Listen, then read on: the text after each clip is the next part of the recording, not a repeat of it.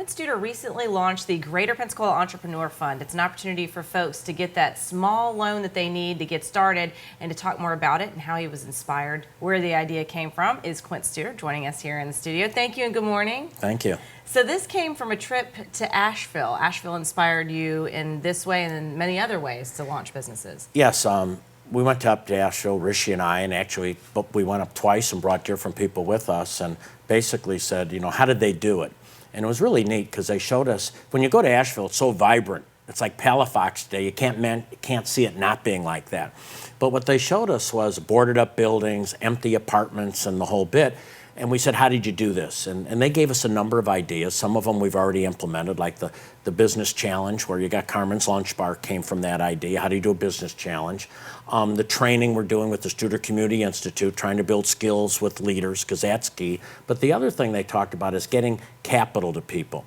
And it's also in Jim Clifton's book, War on Jobs. And we saw Mountain Biz Works, and it's in Asheville, and it actually does small loans to businesses that maybe want to go from 1 employee to 2.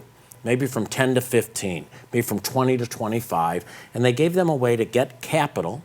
And then they did more than that. They made sure they understood QuickBooks. They had a business plan. They met with them after they loaned them the money to coach them in being successful, which led to the Greater Pensacola Entrepreneur Fund that we put money into to help our local people get access to capital to grow their companies. Excellent. And like Asheville, you're also providing that support, that infrastructure, so that once they do receive the money, they know how to best spend it or how to make the best use of it. Yeah, I think what I would call it is we navigate early on to get the money, and then we coach the person after they have it to help the company be successful or the growth to be successful. Because many of these companies are already in, they're already there, but they're looking for that extra capital because they need that investment to grow or to stay in business. And you're also making them aware of other resources, for instance, the state of Florida. It's the big win. We didn't know this going into it, but we found out there's $10 million available in the state of Florida for small business microloans, some up to $50,000, some up to $250,000. And unfortunately, no one from this area has really taken advantage of that.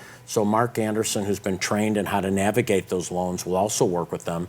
So you go to the Greater Pensacola Entrepreneur Fund, our goal is to help you get capital, and we'll figure out what's the best avenue for you to get that capital. Interesting. So if folks are interested, maybe they're sitting on the fence about whether or not they should contact you. Who are those folks that you're looking to hear from? Anyone who says, you know, I want to grow my business, and if I could get a little more capital, I could hire more employees, because our whole goal is to create jobs here in the Pensacola metro area. Excellent. If folks would like to learn more information, where should they go? They should go to the Studer Community Institute, and there'll be a spot on there for the Greater Pensacola Entrepreneur Fund. All right, and also great information on that website for stories as well. So thank you so much for the work you're doing in our community and for joining us this morning on The Brew. My pleasure. All right, we're taking a break, and we will be right back.